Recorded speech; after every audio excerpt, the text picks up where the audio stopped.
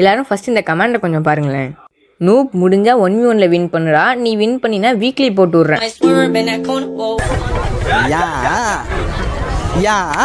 Weekly கொடுக்குறேன்னு சொன்னால் வந்துருவோமா? Bro ஃப்ளாகை கொஞ்சம் மாற்றி விடுங்க ப்ரோ, நானே க்ரியேட் பண்ணுறேன். ஆனால் ப்ரோ எனக்கு வீக்லிலாம் வேணாம், இப்போ நம்ம விளையாட போகிறோம்ல மேட்ச்சு, அதை மட்டும் கண்டென்ட்டாக எடுத்து போகலாமா?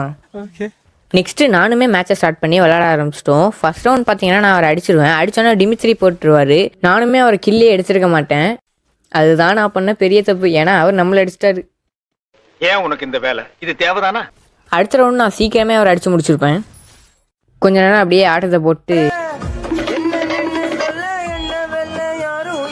இந்த ரவுண்டு பார்த்தீங்கன்னா அவர் கன்னே எடுத்திருக்க மாட்டார். ஸோ நம்ம கன்லாம் தானம் பண்ணிட்டு உட்காந்துருப்போம்.